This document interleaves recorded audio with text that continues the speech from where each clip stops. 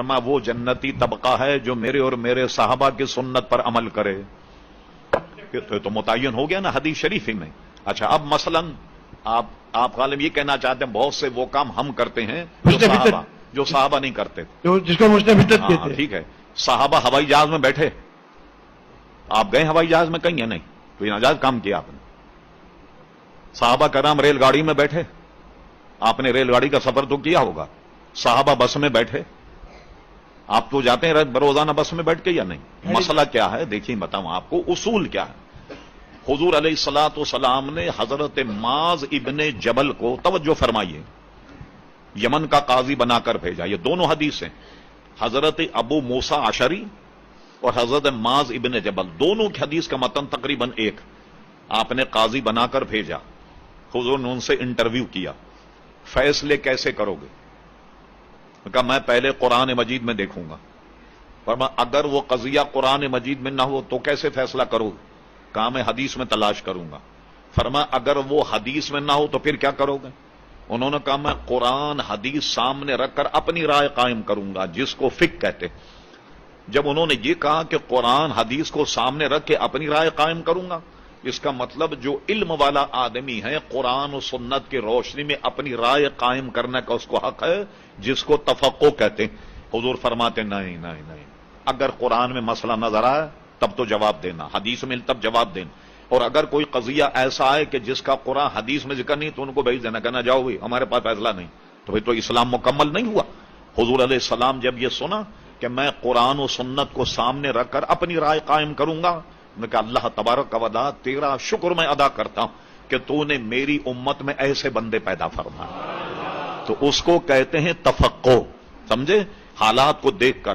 مثلا صحابہ سے ملا کسی نے کسی کو قتل کر دیا, اس کے قصاص میں اس کو قتل کیا جائے.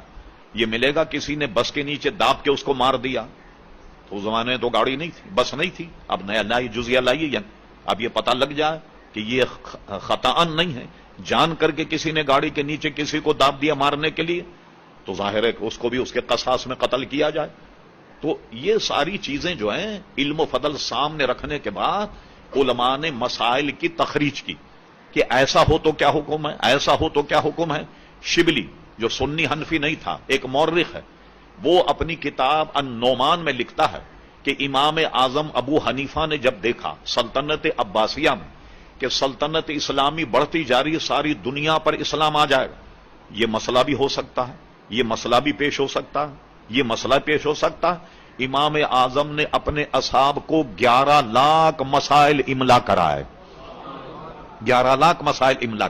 پھر اس کے بعد آئیے سلطان اورنگزیب عالمگیر رحمت اللہ علیہ 500 علماء کی اسمبلی بنائی, جس کے سربراہ تھے حضرت علامہ مولانا نظام الدین رحمت اللہ علیہ. ایک ایک مسئلے پر ڈسکس ہوتی اور وہ لکھا جاتا. پوری 8 جلدوں میں فتاوی عالمگیری موجود ہے کہ اگر کوئی مسئلہ پیش ہو تو قاضی کیا فیصلہ کرے گا.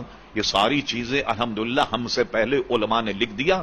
ہمیں تو پکی پکائی تازہ روٹی مل گئی بھائی کہ کوئی بھی مقدمہ پیش ہو تو عالم کتاب کو دیکھ کر کے فیصلہ لکھ دیا کرتا.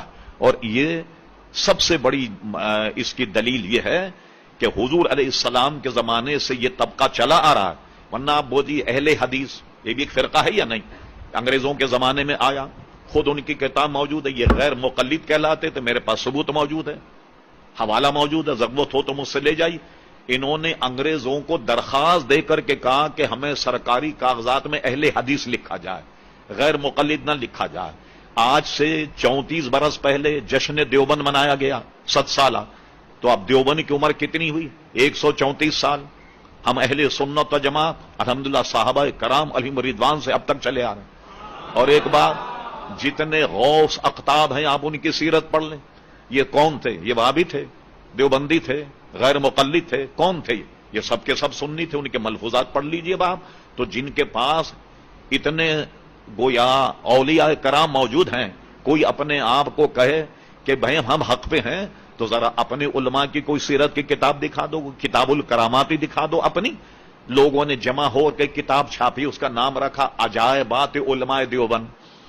مگر جہاں کشف و کرامت کا معاملہ آئے گا تو ہمارے مذہب کا سہارا لیا جاتا. صدر مدرس سے حسین احمد مدنی صاحب دیوبند کے مدرسین میں جھگڑا ہو گیا, کوئی پھڈا ہو گیا.